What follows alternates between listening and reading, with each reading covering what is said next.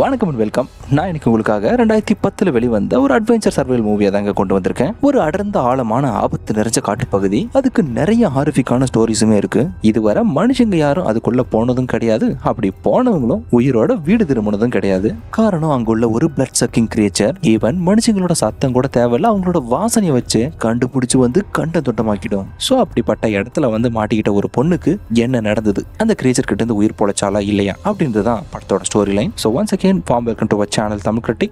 Okay, let's begin the story. படத்தோட ஓப்பனிங்ல ஒரு கப்பல்ஸை காட்டுறாங்க. அவங்களோட ஃபர்ஸ்ட் ஆனிவர்சரியை பயங்கர தடபடலாம் பார்ட்டி வச்செல்லாம் செலிப்ரேட் பண்ணாம சிம்பிள் அண்ட் பீஸ்ஃபுல்லா ஒரு காட்டு பகுதிக்குள்ள செலிப்ரேட் பண்ற மாதிரி பிளான் பண்றாங்க. காரணம், அந்த லவ்வருக்கு ஃபாரஸ்ட் ஏரியாக்கு பக்கத்துல இருக்கிற ஒரு சின்ன வில்லேஜ் தான். அப்படி இருக்க வாழ்ந்துட்டு இருந்த சிட்டி லைஃப்க்கு கொஞ்சம் மைண்ட் ஃப்ரீயா இருக்கலாமேன்னு லவ்வரை கூட்டிட்டு நேரா அந்த ஃபாரஸ்ட் ஏரியாவோட பார்க் என்ட்ரன்ஸ்க்கு வந்து சேர்றான். அங்க வேலை பார்த்துட்டு இருக்கிற செக்யூரிட்டிக்கு இவன் சின்ன வயசுல இருந்தே பழக்கம். இருந்தாலும் அந்த அன்னைக்கு பார்க் க்ளோஸ்ன்றதுனால இருந்தாலும் உள்ள போக அனுமதிக்கல. ஆஃபீஸர்ஸ் யாராவது வந்தாங்கன்னா பெரிய பிரச்சனை ஆயிடும்னு. ஆனால் அவனை பொறுத்தவரையில் ரொம்ப தூரம் ட்ராவல் பண்ணி வந்திருக்கோம், ஸோ எப்படியாவது நாங்கள் காட்டுக்குள்ளே போயாகணும், என்ன பண்ணுறதுன்னு கேட்குறேன். பதிலுக்கு அவரும், என்னப்பா தம்பி தெரியாத மாதிரி கேட்குறியே, காட்டுக்குள்ளே போகிறதுக்கு இது மட்டும் தான் வழியா என்ன, வேற வழி இருக்குன்றது உனக்கு தெரியாத என்னன்னு போது, அது ரொம்பவே ஆபத்து நிறைஞ்ச ஒரு வழி தான், ரிஸ்க் எடுத்தாலாம் போகாதீங்க, அப்புறம் திரும்ப வர்றது ரொம்பவே கஷ்டமாயிடும்னு வார்னிங் எல்லாம் கொடுத்து தெரிஞ்ச பயனாச்சுன்னு சேஃப்டிக்கு ஒரு மேப்பையுமே கூட கொடுத்துட்டான்னு சொல்றாரு. பதிலுக்கு அவன், இந்த காட்டை பற்றி எனக்கே சொல்லி தரீங்களா, எத்தனை முறை தனியாக உள்ள போயிட்டு வந்திருக்கேன்னு, அதெல்லாம் வேணாம் நானே பார்த்துக்கிறேன்ட்டு ஃபர்ஸ்ட் எய்டை மட்டும் வாங்கிட்டு அந்த காட்டு பகுதிக்குள்ள நுழையறதுக்காக வேற ஒரு என்ட்ரன்ஸ் கிட்ட வந்து சேர்றாங்க. அதுதான் பார்டர்ன்றதுனால ஃபாரஸ்ட் ஏரியாக்குள்ள போகணும்னா இடையில உள்ள ஒரு ஏரியா போட்ல கடந்து போனாதான் முடியும். அவனுக்கு பயங்கர எக்ஸைட்மெண்ட், இப்படி ஒரு இடத்துல தான் லவரை கூட்டிட்டு வரணும்னு ரொம்ப நாள் ஆசை. ஆனா அவனோட லவர் என்னடானா வந்த இடத்துல ரொம்ப நேரமா இவன் பேசுறது எதையுமே கண்டுக்காம போனை யூஸ் பண்ணிட்டு இருந்திருக்கா. பார்த்துட்டு அவனுக்கு பயங்கர இன்சல்ட் ஆயிடுது.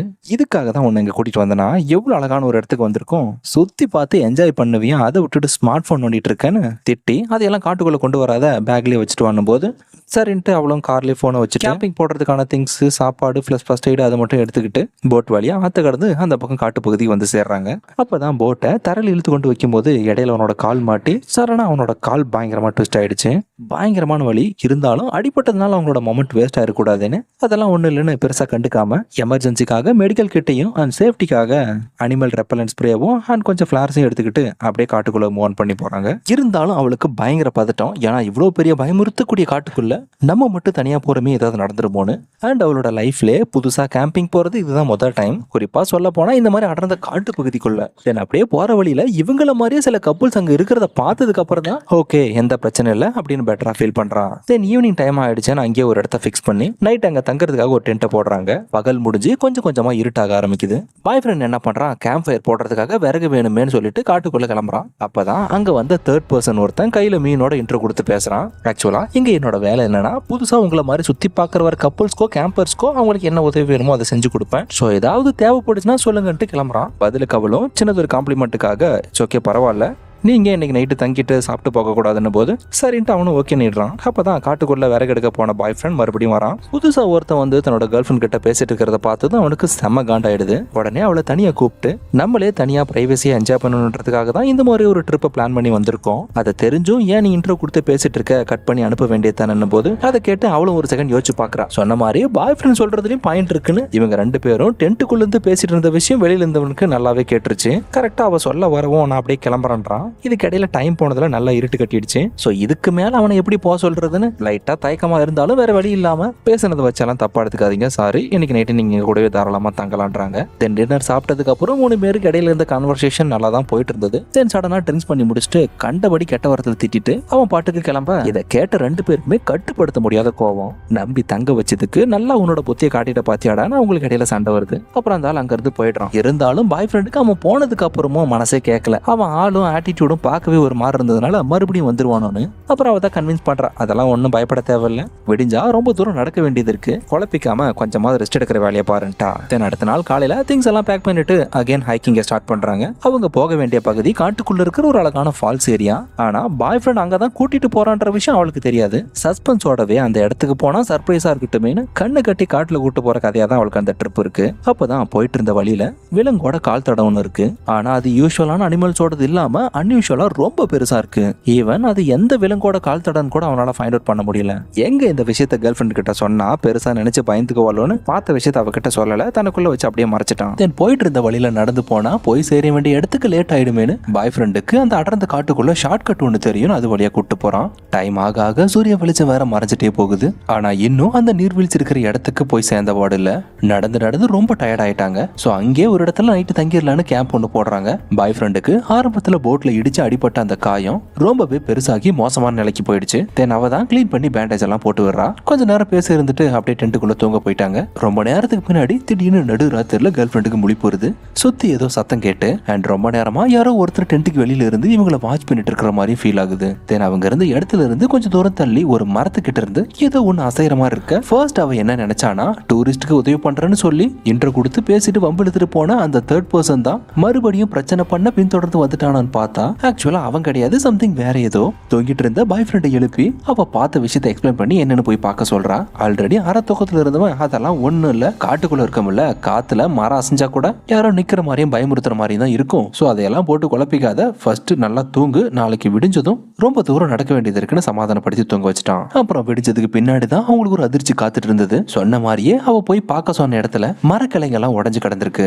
அப்பயுமே பாய் ஃப்ரெண்டுக்கு என்னன்னா நைட்டு இடியோட சேர்ந்து கனமான மழை பெஞ்சதுனால காத்துக்கு கிளை உடஞ்சிருக்கலாம், அப்படியும் இல்லைன்னா வேற ஏதாவது இருக்க கூட வாய்ப்பு இருக்குன்னு குழப்பத்தோட சேர்ந்த சந்தேகம் இருந்தாலும் அதை கொஞ்சம் கூட கன்சிடர் பண்ணாம மறுபடியும் காட்டுக்குள்ள அவங்களோட ஜேர்னியை ஸ்டார்ட் பண்ணி போயிட்டு இருக்காங்க. அந்த அன்னைக்கு நாள் ஸ்டார்ட் ஆனதுல இருந்து கேர்ள் ஃப்ரெண்டுக்கு மனசே சரியில்லை, ஏதோ தப்பா நடக்குதுன்னு ஒரே குறுகுறுப்பு. அதுக்கு தகுந்த மாதிரியே ஒரு இடத்துல கொடூரமா வேட்டையாடப்பட்டு செத்து கிடந்த ஒரு மானோட சடலத்தை பார்த்ததும் அவளுக்கு அள்ளு விட்டுருச்சு. அப்பயும் அதை பார்த்த பாய் ஃப்ரெண்டு பொதுவா இது காடு இல்லையா, விலங்குகள் செத்து கிடக்கிறதெல்லாம் சகஜமான விஷயம் தானே, அதை ஒரு பொருட்டாவே மதிக்காம மேலும் அவங்களோட ஜேர்னி தொடர்ந்து கண்டினியூ பண்ண. போற வழியில பசிச்சதுன்னா அங்குள்ள பழங்களை பறிச்சு சாப்பிட்டு கிட்டத்தட்ட 2 நாளா அந்த அடர்ந்த காட்டுக்குள்ள அவங்க வந்து சேர வேண்டிய நீர்வீழ்ச்சி இருக்கிற இடத்துக்கு வந்து சேர்ந்துட்டாங்கன்னு பார்த்தா அந்த ஜேர்னியோட எண்டுல அகைன் ஸ்டார்ட் ஆகிற மாதிரி அடர்ந்த காட்டு பகுதி மட்டும் தான் மிச்சம் இருக்கு. கண்ணு கெட்டின தூரம் வரைக்கும் நீர்வீழ்ச்சி இருக்கிறதுக்கான தடையுமே தென்படல. ஒருவேளை வழி மாறி வந்துட்டுமோன்னு பாய் ஃப்ரெண்ட் கன்ஃபியூஸ்ல இருக்க. அப்பதான் கேர்ள் ஃப்ரெண்ட் கேட்கறா, கடைசியா நீ எப்போ இந்த இடத்துக்கு வந்தேன்னு. அப்பதான் ஒரு விஷயம் ரியலைஸ் ஆகுது. சின்ன வயசா இருக்கும்போது பள்ளிக்கூடம் படிக்கிற வயசுல வந்தது போல, அதுக்கப்புறம் அத்தனை வருஷத்துக்கு பின்னாடி இப்பதான் அந்த காட்டுக்குள்ளேயே வரான். சோ இதுல இருந்து அவங்களுக்கு ஒரு விஷயம் நல்லா தெரிஞ்சு போச்சு, 2 பேரும் வழி மாறி வேற ஏதோ ஒரு இடத்துக்கு வந்துட்டாங்கன்னு. திரும்ப வந்த இடத்துக்கே போலான்னு பார்த்தாலும் கண்டிப்பா அதுக்கு மேப் வேணும். எல்லாம் தெரியும்னு ஆரம்பத்துல அந்த செக்யூரிட்டி கொடுத்தப்பவே மேப்பை வேணானிட்டான். அண்ட் தென் கேர்ள் ஃப்ரெண்ட் கொண்டு வந்த காம்பஸையுமே காட்டுக்குள்ள போகும்போது செல்போன் எல்லாம் யூஸ் பண்ணக்கூடாதுன்னு அதோடவே சேர்த்து காம்பஸையும் காருக்குள்ளே வச்சு கூட்டிட்டு வந்துட்டாங்க. தென் இப்போதைக்கு கேர்ள் ஃப்ரெண்டுக்கு பாய் ஃப்ரெண்டு மேல கண்ட்ரோல் பண்ண முடியாத கோவம். ஒழுங்கா சேஃபா ஒரு இடத்துல இருந்திருக்கலாம், அதை விட்டுட்டு 2 நாளா அலைஞ்சு திரிஞ்சு ஏதோ ஒரு நீர்வீழ்ச்சியை காட்டுன்னு கூட்டிட்டு வந்து கடைசியில நல்லா நடு காட்டுல தனியா தவிக்க விட்டது இல்லாம இங்க நம்மளை காப்பாத்த ஒருத்தர் கூட இல்ல. ஏற்கனவே இது ஆபத்தான காடு நமக்கு நல்லாவே தெரியும். அண்ட் அது மட்டும் இல்லாம அந்த செக்யூரிட்டி நம்ம கிட்ட சொல்லி தான் அமிச்சா காட்டுக்குள்ள பெரிய பெரிய கரடிங்களா இருக்கும், பார்த்து போங்கன்னு. உனக்கு வழி தெரியும்னு சொன்ன ஒரே காரணத்துக்காக தான் உன்னை நம்பி வந்தேன், இப்ப அதுக்கு என்ன பதில் சொல்ல போறேன்னு ஆக்ரோஷத்தோட 4 கேள்வி கேட்டதும் பாய் ஃப்ரெண்டுக்கு மூஞ்சே இல்ல. அந்த வாட்டர் ஃபால்ஸுக்கு கூட்டிட்டு போய் தன்னோட காதலை வெளிப்படுத்துறதுக்காக தான் இவ்வளவு ரிஸ்க் எடுத்ததா சொல்லி சர்ப்ரைஸோட வச்சிருந்த விஷயத்த வேற வழியே இல்லாம இந்த ஒரு சூழ்நிலையில சொல்ற மாதிரி ஆயிடுச்சு. இப்பவும் கெட்டு போகல, எல்லாமே என்னோட தப்பு தான், கண்டிப்பா வேற ஒரு வழி இருக்கும், அதை நான் கண்டுபிடிச்சிடறேன் போது அப்பவும் அவளுக்கு அவன் மேல இருக்கிற கோவம் இறங்கல. எங்க இருக்கும்னே தெரியாது, அப்புறம் எந்த திசையில போறதுக்கான வழியை மட்டும் நீ கண்டுபிடிச்சிருவான்னு மறுபடியும் பிடிச்சி பயங்கரமா திட்டி விட்டுறா. தென் ரொம்ப நேரம் வாக்குவாதத்துக்கு பின்னாடி கொஞ்சம் கொஞ்சமா கேர்ள் ஃப்ரெண்டோட கோவம் குறைஞ்சு, இதுல உன்னோட தப்பு மட்டும் கிடையாது, என்னோட பங்குமே இருக்கு, என்னதான் இருந்தாலும் நானும் அப்படி பேசிருக்க கூடாது, கொஞ்சம் உணர்ச்சி வசப்பட்டு திட்டிட்டேன், மன்னிச்சுக்கன்றா. பதிலுக்கு பாய் ஃப்ரெண்டும் இட்ஸ் ஓகே பரவாயில்ல, நானும் எதுவும் பெருசா எடுத்துக்கல, ஆல்ரெடி இருட்டாக்க ஆரம்பிச்சிருச்சு, நைட்டு ஸ்டே பண்ணிட்டு காலைல கிளம்பலான்ற மாதிரி சொல்றான். தென் எப்பயும் போல அங்கேயே ஒரு இடமா பார்த்து கேம்ப் போட்டு நைட் ரெஸ்ட் எடுக்கிறாங்க. கரெக்டா அன்னைக்குன்னு பார்த்து இடியோட சேர்த்து பயங்கரமான மழை. இருதுமே அது கூட அவங்களுக்கு பெருசா டிஸ்டர்பன்ஸ் இல்லை, நல்லா தான் தூங்கிட்டு இருந்தாங்க. திடீர்னு ஒரு பெரிய உருவம் என்னன்னு தெரியல ரொம்ப நேரமா இவங்க டென்ட் கிட்டே சுத்திட்டு எதுவுமே பண்ணாம போயிடுச்சு. இவங்களுக்கு எதுவுமே தெரியல என்னதுன்னு. அப்புறம் அடுத்த நாள் காலையில பார்த்தா தான் தெரியுது, அவங்க சாப்பிட்றதுக்காக மிச்சம் வச்சிருந்து எல்லாத்தையுமே ஏதோ ஒண்ணு வந்து நைட்டோட நைட்டா சாப்பிட்டு போயிருந்திருக்கு. ஆமா அது என்னவா இருக்கும், உனக்கு ஏதாவது தெரியுமான்னு பாய் ஃப்ரெண்டை கேட்க, மேபி ஏதாவது காட்டு விலங்கா தான் இருக்கும், இதுல ஒன்றும் பயப்படுறதுக்கு ஒன்றும் இல்லை, நம்ம வந்த வழியை பார்த்து கிளம்பலாம், அதுதான் நமக்கு சேஃப்ன்ட்டு அப்படியே அன்னைக்கான பொழுதுல மெதுவாக நடக்க ஆரம்பிக்கிறாங்க. ஆரம்பிச்ச இடத்துல இருந்து கிட்டத்தட்ட பல மைலுக்கு மேல நடந்து முடிச்சுட்டாங்க. ஆனா கண்ணு கட்டி விட்ட மாதிரி காட்டுல எந்த திசையில இருக்கோ எங்க போறன்றது அவங்களுக்கே தெரியல. தென் பாய் ஃப்ரெண்டுக்கு அடுத்து எந்த பக்கம் போறதுன்னு தெரியாம கன்ஃபியூஸ்ல அப்படியே ஸ்டக் ஆகி நின்ட்டான். அப்புறம் அவ தான் ஏதோ ஒரு டைரக்ஷனை சூஸ் பண்ணி நம்பிக்கையோட 4 வார்த்தை சொல்லி வழி நடத்தி கூட்டிட்டு போறா. கொண்டு வந்த மொத்த சாப்பாட்டுலயும் மிச்சம் இருந்தது நைட்டு வந்து அனிமல்ஸ் ஏதோ ஒண்ணு சாப்பிட்டு போயிடுச்சு. கடைசியா இருந்தது கொஞ்சோண்டு தண்ணி, அதுவும் இப்ப முடிஞ்சு போச்சு. அப்புறம் இதுலயே அன்னைக்கான பொழுது சாஞ்சிருச்சு. அங்கே ஒரு இடத்துல நெருப்பு போட்டு நம்பிக்கை இழந்து 2 பேருமே சோகத்தோட மௌனமா இருக்காங்க. அப்பதான் பாய் ஃப்ரெண்ட் கேக்குறான், நான் வழி தவறி கூட்டிட்டு போனது என்னமோ என்னோட தப்பு தான், ஒத்துக்கிறேன். அந்த டைம்ல நீ ஏன் ரொம்ப ஹார்ஷா பிஹேவ் பண்ண? இதுக்கு முன்னாடி நான் உன்னை அந்த மாதிரி பார்த்ததே இல்லையன்றான். ஆக்சுவலா அந்த டைம்ல உன்னை திட்டணுன்றதெல்லாம் என்னோட இன்டென்ஷனே இல்ல. ஆல்ரெடி கண்ணு கட்டி காட்டுல விட்ட மாதிரி தான் உன் கூட வந்துட்டு இருந்தேன். அதுலயும் நம்ம தொலைஞ்சு போயிட்டோம், காப்பாத்த யாருமே இல்லைன்னு போது எனக்கு ரொம்ப பயம் வந்துருச்சு. அதோட வெளிப்பாடாதான் கொஞ்சம் கோவப்பட்டு பேசிட்டேன்னதும் இதுதான் சரியான நேரம்னு பாய் ஃப்ரெண்ட் என்ன பண்றான், எந்த ஒரு நீர்வீழ்ச்சிக்கு கூட்டிட்டு போய் பயங்கர மாசா ப்ரொபோஸ் பண்ணலான்னு காத்திருந்தானோ அது கடைசியில நடக்காம போனதுனால வேற வழியே இல்லாம அதே இடத்துல ரிங்கை கொடுத்து என்கேஜ்மெண்ட்டை முடிச்சுக்கலான்றான். என்னதான் அவன் நல்ல மூட்ல இருந்துமே இந்த ஒரு விஷயத்துக்கு அவ அக்செப்ட் பண்ணல. எதுவா இருந்தாலும் நம்ம ஃபர்ஸ்ட் இந்த காட்டை விட்டு சேஃபா தப்பிச்சிடலாம், அதுக்கப்புறம் நீ சொன்ன மாதிரி ரிங்கை போட்டுக்கிறேன்ட்டா. அப்படின்னு பார்த்து சடனா காட்டுக்குள்ள இருந்து ஒரு பயங்கரமான சத்தம், கிட்டத்தட்ட ஒரு சிங்கத்தோட கர்ஜனைக்கு ஈக்குவலா இருக்கிற மாதிரி ஒரு சவுண்டு. அதை கேட்டதும் இவங்களுக்கு ஒரு செகண்ட் அள்ளு விட்டுருச்சு. இதுக்கு மேல வெளியே இருக்கிறது சேஃப் இல்லைன்னு தீயை அணைச்சிட்டு டென்ட்டுக்குள்ள போய் சைலண்டா படுத்து தூங்கிட்டாங்க. தென் விடிஞ்சதும் பாய் ஃப்ரெண்ட் எப்பயும் போல டென்ட்டை ஓபன் பண்றான். பார்த்தா 10 அடி தூரம் கூட இல்ல, ஒரு பெரிய கரடி ஒண்ணு ஆக்ரோஷத்தோட வேட்டையாடி கொண்டு வந்த ஒரு விலங்க வெறி கொண்டு கொதறி சாப்பிட்டுட்டு இருக்கு. தென் மெதுவா கேர்ள் ஃப்ரெண்டை எழுப்பி விஷயத்த சொல்றான், கொஞ்சம் கூட அசைஞ்சிடாத, நமக்கு எதுக்கு தான் ஒரு பெரிய கரடி இருக்கு, அதுக்கு மட்டும் நாம இருக்கிற இடம் தெரிஞ்சிடவே கூடாதுன்னு. எப்படி ஜிப்பை ஓபன் பண்ணானோ அதே மாதிரி எந்த சத்தமும் இல்லாம மறுபடியும் டென்ட் க்ளோஸ் பண்ணிட்டு அமைதியா காத்துட்டு இருக்காங்க. அந்த கரடி இடத்த விட்டு போனதுக்கு அப்புறம் வெளியே போலான்னு. அப்புறம் கொஞ்ச நேரம் கழிச்சு இப்ப கண்டிப்பா போயிட்டு இருக்குன்னு ஓபன் பண்ணி பார்த்தா அது இருந்த இடத்துல இருந்து நேரா எழுந்து இவங்க இருக்கிற டென்ட் நோக்கி தான் வந்துட்டு இருக்கு. என்ன பண்றதுனே தெரியல, 2 பேருக்கும் ஒரே பதட்டமா இருக்கு. குறிப்பா கேர்ள் ஃப்ரெண்டுக்கு. தென் பாதுகாப்புக்காக அவ கொண்டு வந்த பேர் ரெப்பலன்ட் ஸ்ப்ரேவோட காத்துட்டு இருக்கா. உள்ள வந்ததுன்னா அதை யூஸ் பண்ணி தப்பிக்கலான்னு. கரெக்டா இதுக்கடையில அவ பண்ண சின்ன அசைவுல கரடிக்கு நல்லா தெரிஞ்சு போச்சு இவங்க 2 பேரும் டென்ட்டுக்குள்ள இருக்கிறது. அடுத்த நொடி ஒரு ஆக்ரோஷமான சத்தத்தோட டென்ட்டை கிழிச்சு எரிஞ்சிட்டு உள்ள போது 2 பேரையும் அட்டாக் பண்ணுது. அதுலயும் குறிப்பா ஹீரோயினை தான் விடாம பிடிச்சி தாக்குது.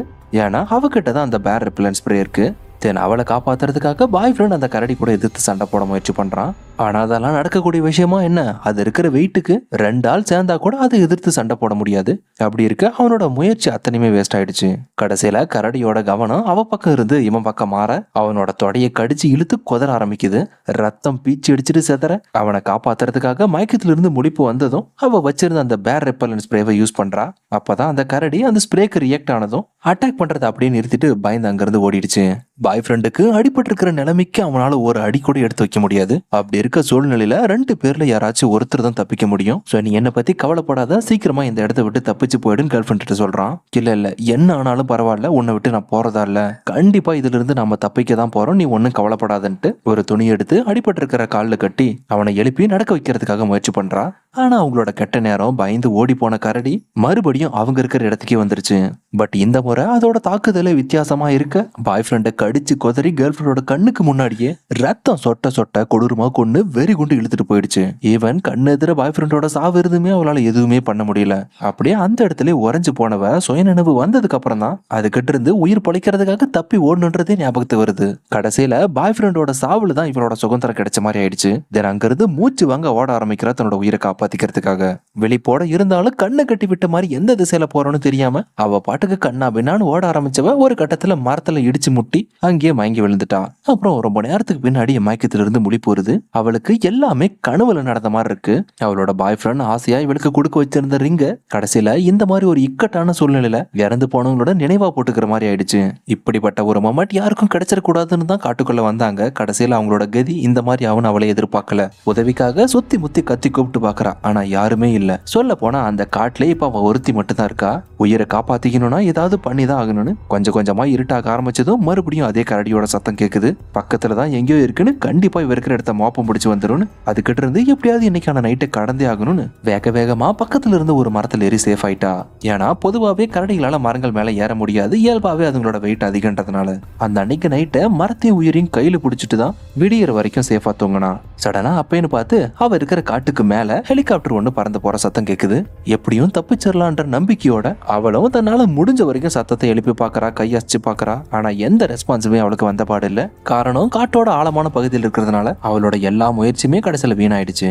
தொடர்ந்து நடந்துகிட்டே இருந்ததுனால டோட்டலா அவரோட பாடி டீஹைட்ரேட் ஆயிடுச்சு. ஸோ தண்ணியை தேடி அங்கேயும் அல்லாடிட்டே போக அவ எதிர்பார்த்த மாதிரி அங்க ஒரு இடத்துல தண்ணி இருக்கு. தாகம் தீர்ற வரைக்கும் குடிச்சு முடிச்சுட்டு பசிக்காக வேற வழியே இல்லாம பாய் ஃப்ரெண்ட் சொன்ன பழங்களை பறிச்சு சாப்பிட்டு பசியாத்திக்கிட்டா. அடுத்து என்ன பண்ணான்றத கொஞ்சம் ரிலாக்ஸா யோசிக்கிற சமயத்துல அந்த கரடி மோப்பம் பிடிச்சி எப்படி இருக்கிற இடத்துக்கு வந்துட்டு இருக்கு.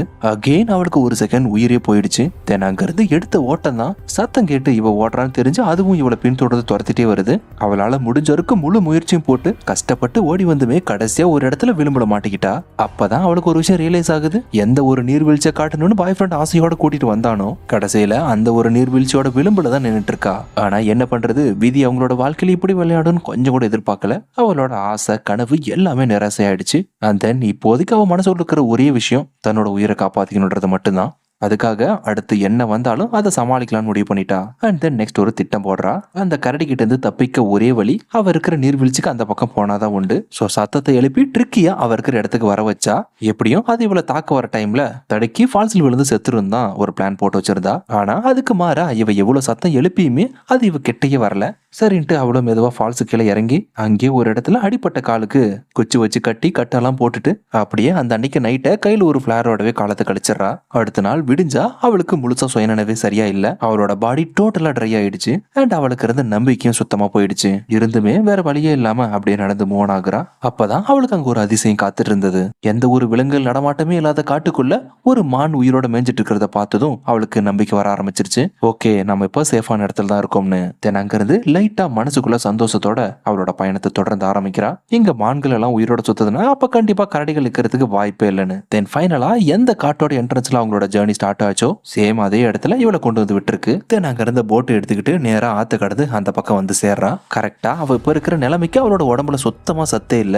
அப்படியே அதே இடத்துல மயங்கி விழுந்துடுறா. அண்ட் தென் ஃபைனலா அப்பதான் அந்த தேர்ட் பர்சனை காட்டுறாங்க. வர டூரிஸ்ட்க்கு எங்க போகணும் எங்க போக கூடாதுன்றதை எக்ஸ்பிளைன் பண்ணிட்டு இருக்கான். அப்பதான் அவ மயங்கி விழுந்து கிடந்ததை பார்த்து உதவி பண்றதுக்காக வேகமா ஓடி வரா. அண்ட் ஆம்புலன்ஸ்க்கு இன்ஃபார்ம் பண்றான் அவளை காப்பாத்துறதுக்காக. இதோட காட்டி படத்தை முடிக்கிறாங்க. எப்படி இருந்துச்சுன்னு மறக்காம லைக் பண்ணி ஷேர் பண்ணி கமெண்ட் பண்ணுங்க. அடுத்து எந்த மாதிரி மூவி போடலான்றதையும் சஜஸ்ட் பண்ணுங்க. அடுத்து bye, subscribe our channel Tamil critics. See you guys.